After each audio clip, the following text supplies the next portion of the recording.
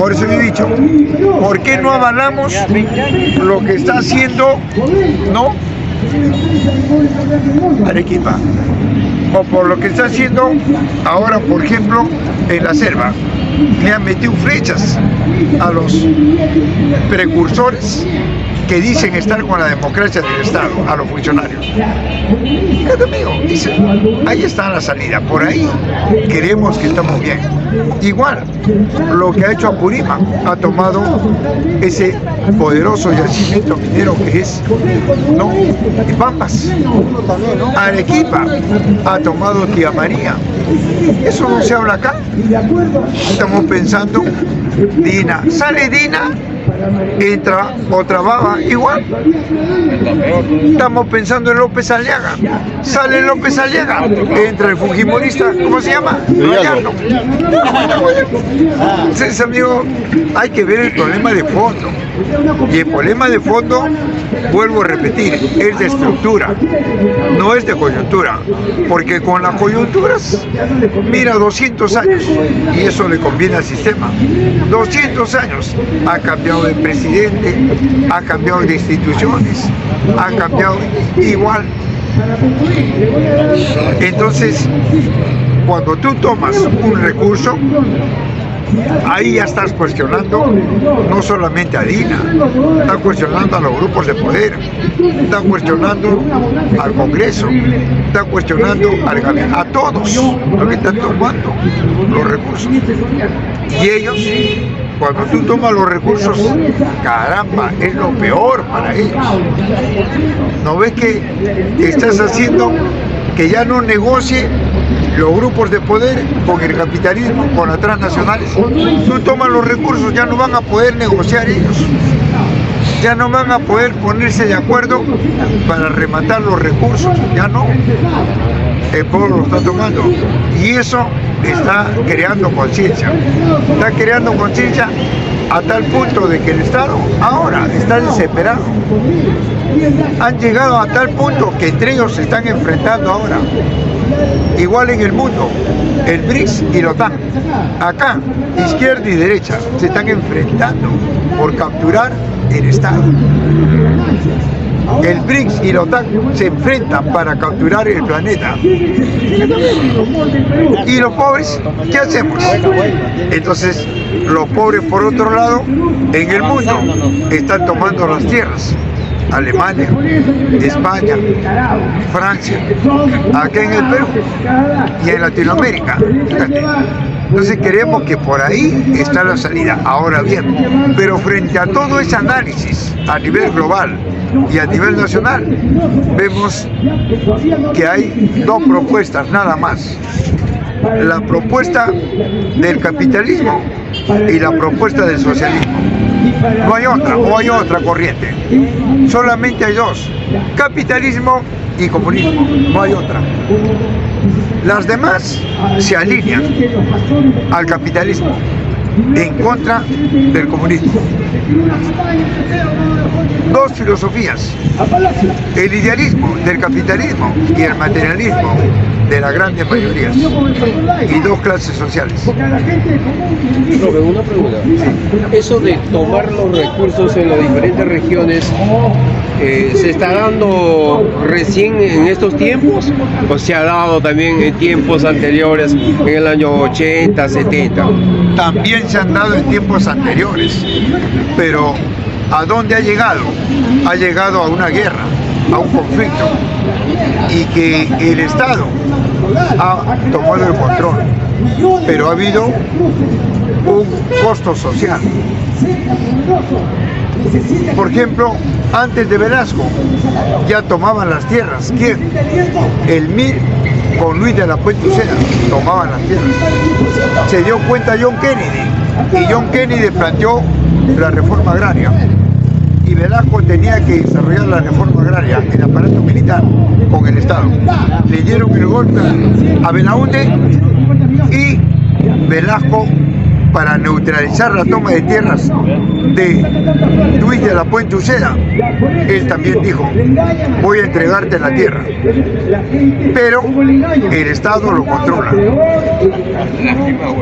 Claro, En cambio, el MIR tomaba el campesinado.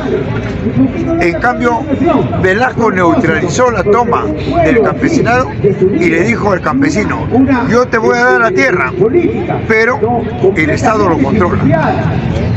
Por eso es que John Kennedy planteó la reforma agraria, para neutralizar la toma del campesino a la tierra, y él quería el Estado que lo controle.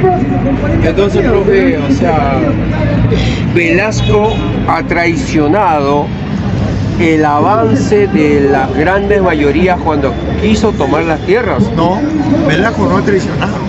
Velasco ha servido al capitalismo. Ha traicionado. La Fuerza Armada, siempre desde que se instauró, ha servido al sistema capitalista. ¿Quién instauró la Fuerza Armada? ¿Quién fundó la Fuerza Armada? El Ejército. San Martín, 1821. ¿Y para qué lo instauró? Para que cuide la propiedad privada, para que cuide el Estado, en contra de la mayoría. Por eso Velasco, ¿no? Cuando encontró la deuda externa que dejó Belaúnde a 270 millones, Velasco, ¿qué hizo? Lo dejó a 1.800 millones de dólares, sobre pretexto de armamento. Entonces yo te pregunto, la Fuerza Armada, con el armamento, ¿qué plantea? ¿La guerra convencional o la guerra no convencional? La guerra convencional. Y la guerra convencional son guerras por intereses. ¿De quién? De grupos de poder. La guerra no convencional es una guerra entre el pobre que quiere recuperar su riqueza contra el Estado, contra el rico.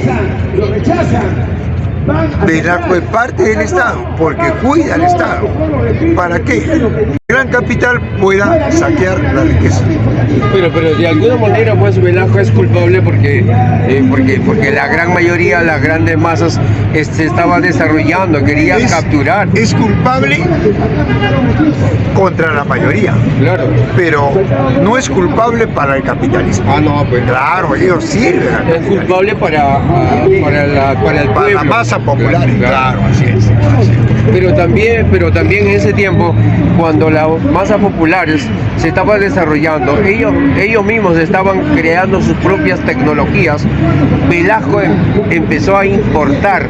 ¿Eso también es hacer retroceder el desarrollo del pueblo? Sí, porque ¿sabe qué? El Estado controlaba, por eso ellos ya hablaron. Pesca Perú, Hierro Perú, Petro Perú, Entel Perú lo controlaba el Estado. Y el Estado nunca va a estar al servicio de los trabajadores. Utilizan a los trabajadores para que el Estado sirva al gran capital. En cambio, en el socialismo no. En el socialismo los trabajadores toman el control de los medios de producción y son los trabajadores los que lo controlan. Bien, compañero. De repente otra participación, ¿no? Sí, otra pregunta. Sí, compañero. Ninguna. ¿Cuál es la forma del BRICS? El BRICS es un bloque económico, político, social, militar, de capital estatal. Es un bloque que se instauró en 2009. ¿Qué significa BRICS?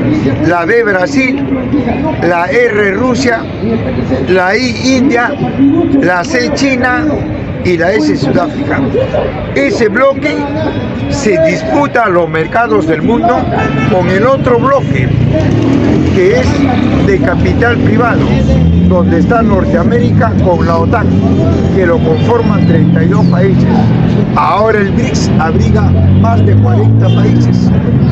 Hay una disputa por el mercado del planeta, por los recursos del planeta. El socialismo es contrario a los dos, ni el BRICS ni la OTAN. El socialismo es cuando los pueblos toman sus recursos para que ellos puedan desarrollarse. ¿Está claro? Bien, compañero, de repente algo. Una pregunta, Sí. ¿y tu época de Velasco, Velasco mandó a matar a asesinas a campesinas, ¿es cierto? Bueno, hay una pregunta que se hace. ¿Quién fue más asesino? ¿Velasco o Fujimori? Fujimori afrontó una guerra interna, ¿verdad? Y en una guerra interna hay un costo social. ¿En Velasco había guerra? No había guerra. ¿Había terrorismo? No había. Entonces yo me pregunto, ¿por qué Velasco asesinó a los obreros de Cobija en Huancavelica, 1971? ¿Por qué asesinó a los campesinos en Andahuaylas? ¿Por qué asesinó a los profesores del SUTE? ¿Por qué asesinó a los estudiantes? Porque era un gobierno fascista, corporativo, genocida. 2. ¿El nacionalismo es del Perú o es del extranjero? Es del extranjero. Una cosa es nacional y otra cosa es nacionalismo. ¿Quién instauró el nacionalismo en el mundo? Adolfo Hitler en Alemania. ¿Y el nacionalismo a dónde se ubica? ¿En el capitalismo o en el comunismo? En el capitalismo. Eso es, compañero. Por eso Velasco trajo la economía pluralista de Europa, trajo el humanismo de Europa y trajo la autogestión de Tito de Europa. Pero profesor, Sí. todo ha venido del antiguo mundo, pues. Somos plagiadores, ¿o no? Hasta el término comunista. Acá los incas, igual que los antepasados, no hablaban de esa palabra comunista. Sí, Entonces, pero todo ha venido de allá. sí, pero yo le pregunto, ¿a qué se le llama comunismo? Los que han traído su... No, por eso, yo le voy a demostrar. Podría ser de común, ¿no? Sí, pero yo le voy a... No, comunismo. Una cosa es común. Común es la mayoría. Pero yo le pregunto, Carlos Marx, ¿a qué le llama comunismo? Carlos Marx le llama comunismo al trabajo colectivo productivo.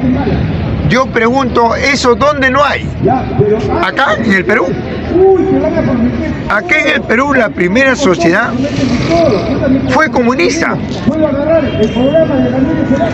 15.000 años antes de nuestra era. ¿Cuáles eran esas culturas? Pacaicasa, Paiján, chivateros, guitarreros, etc. Un guitarrero no explotaba a otro guitarrero, sino a la naturaleza. A eso Marx lo llama comunismo, al contacto del hombre con la riqueza.